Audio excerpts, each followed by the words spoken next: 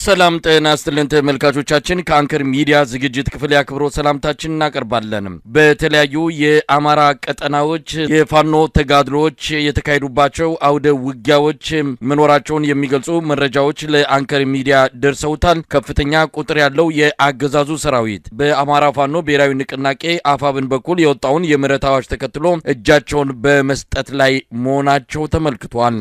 በተለያዩ ቦታዎች እየተደረጉ ባሉ ውጊያዎችም በአገዛዙ ሰራዊት ላይ የሚደርሰው ሰብአዊና ቁሳዊ ኪሳራም እንደዚሁ በከፍተኛ ደረጃ እየተመዘገበ እንዳለ ነው በመናገኛቸው መረጃዎች ላይ ተመለከተው። በሌላ በኩል በኢትዮጵያ በተለያዩ አካባቢዎች ያለው ውጥረት እንደቀጠለ ነው። የአብይ አህመድ ሰራዊት ወደ ሰሜን ኢትዮጵያ የሚያደርገውን ጉዞ አጠናክሮ ቀጥሏል። ከፍተኛ ቁጥር ያለው ሰራዊትና የጦር መሳሪያ ወደ ሰሜኑ የኢትዮጵያ ክፍል እየተጓጓዘ እንዳለ ተመልክቷል። ጦርነቱ አይቀሬ ነው ሲል አንድ ጥናታዊ ሪፖርት አውጥቷል።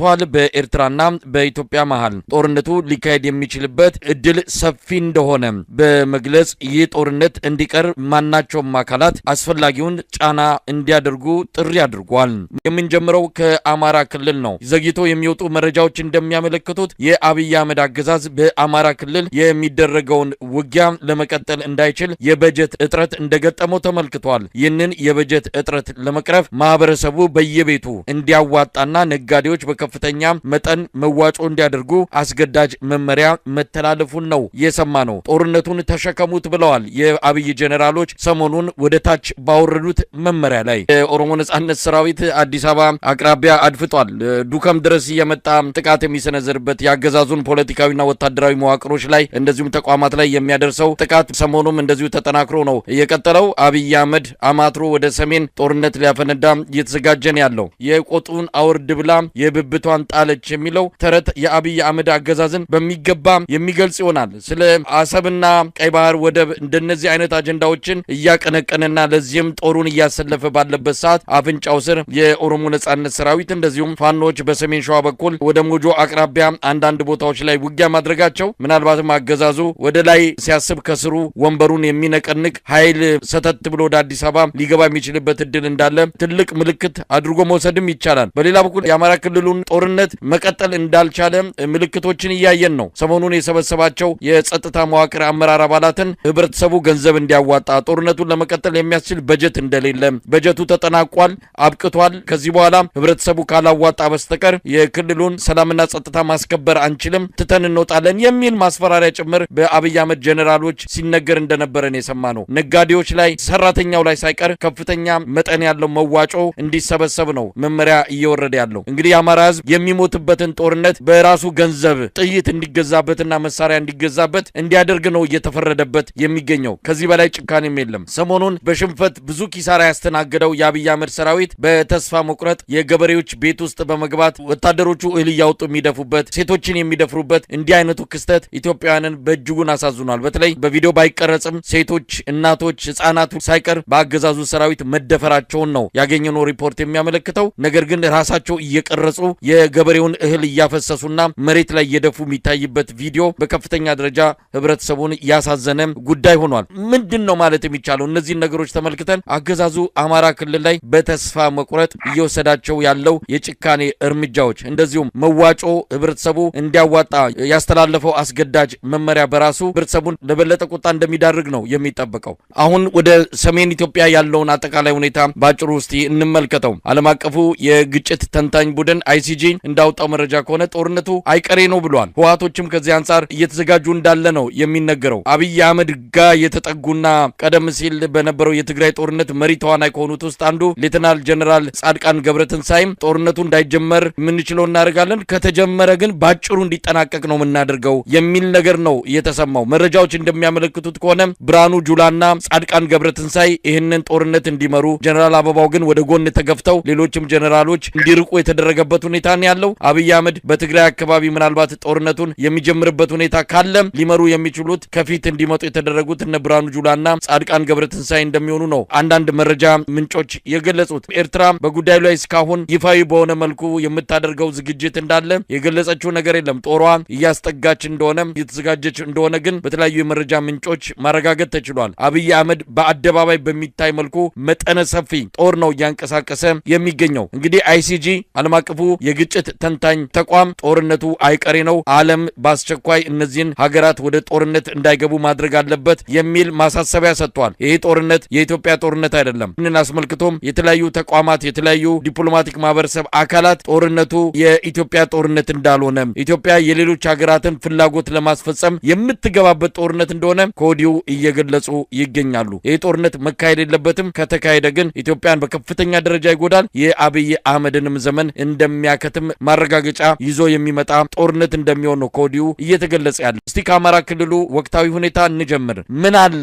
አዳዲስ ውጊያዎች፣ አዳዲስ ክስተቶች እየተስተናገዱ ነው። እስቲ መረጃዎችን አካፍለን። አመሰግናለሁ መሳይ። የአማራ ፋኖ ብሔራዊ ንቅናቄ አፋብን ሸዋ ጠቅላይ ግዛት እዝ በአገዛዙ ኃይሎች ላይ የተቀናጀ ጥቃት መፈጸሙን አጠናክሮ የቀጠለ ሲሆን በዛሬው ዕለት የአጼ አምደ ጽዮን ኮር አካል የሆነው አጼ ዳዊት ክፍለ ጦር በመራቤቴ አውራጃ ሬማ ከተማ መሽጎ በነበረው የብልጽግናው ወይም የአገዛዙ ሰራዊት ላይ ወታደራዊ ኢላማ በማድረግ በከበባ ጥቃት ማድረሱን ክፍለ ጦሩ በላከው የግንባር መረጃ አስታውቋል። ከንጋቱ 12 ሰዓት ላይ መነሻውን ከሬማ ከተማ በማድረግ ወደ ማጀቴ ቀበሌ ተንቀሳቀሰ ሲሆን ልዩ ቦታው ቻይና ካምፕ በተባለ ቦታ ላይ የአጼ አምደ ጽዮን ኮር ከፍተኛ ጥቃት ፈጽሞበት መፍረሱን ለማወቅ ተችሏል። የክፍለ ጦሩ ሻለቆች በሰሩት አስደማሚ የቅንጅት ኦፕሬሽን የአገዛዙ ወታደሮች በውጊያ ወቅት የመፍረስ አደጋ ገጥሞት መበታተኑን ለማወቅ ተችሏል።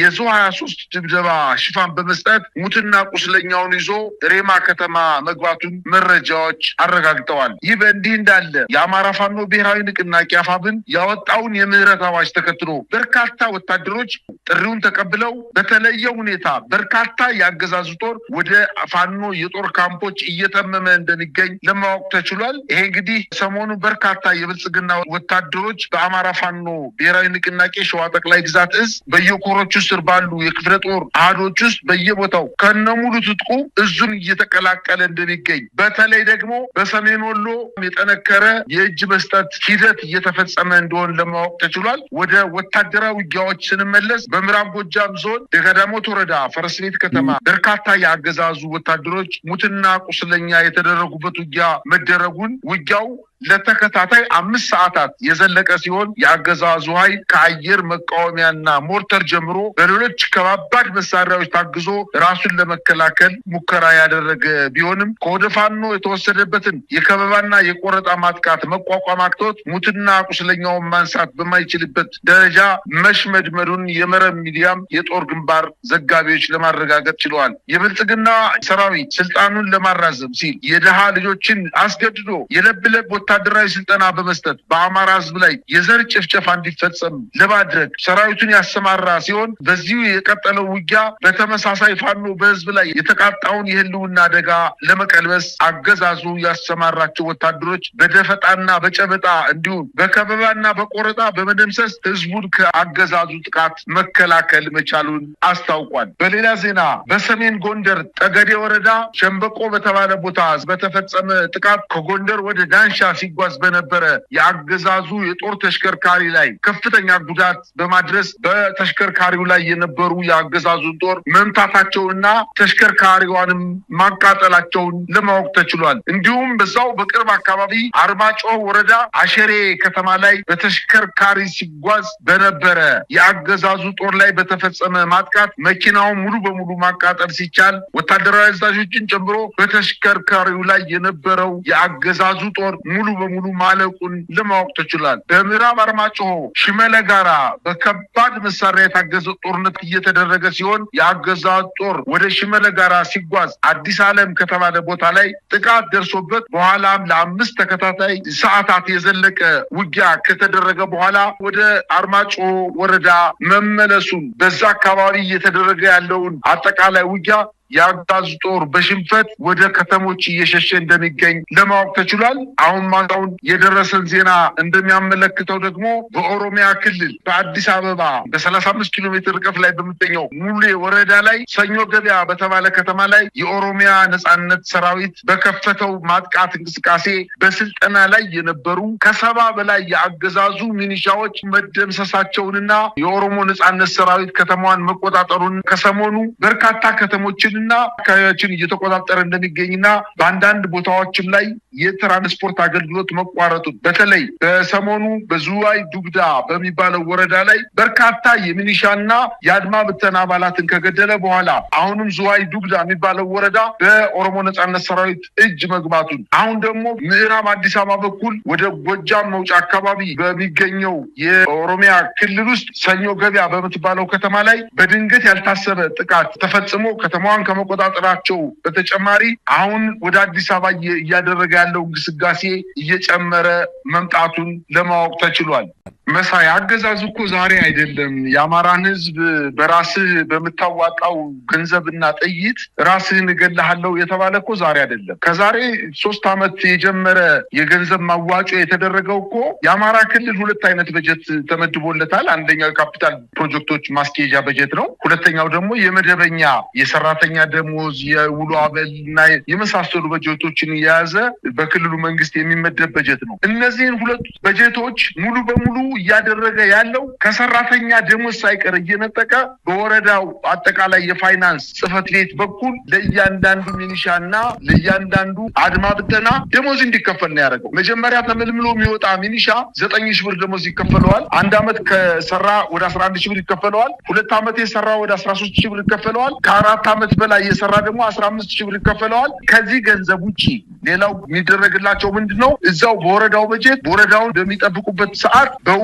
አበል ሰበብ በዛው ከተማ የሚገኙ በአማራ ክልል በሚገኙ ከ100 በላይ ወረዳዎች ላይ የምግብ በጀታቸውን በወረዳው በሚገኙ የምግብ እና ሆቴሎች፣ ሬስቶራንቶች ላይ በጀት ተመድቦላቸው ሆቴል ነው እየተመገቡ ያሉት ሚሊሻ እና አድማ ብተና። ስለዚህ አጠቃላይ የወረዳውን በጀት እየተመገበ ያለው እና እየተጠቀመበት ያለው ሚሊሻና አድማ ብተና፣ ፖሊስና የጸጥታ አካል በአጠቃላይ እና የብልጽግና አመራሮች ናቸው። በጀቱን በጋራ እየተጠቀሙ ያሉት ምናልባት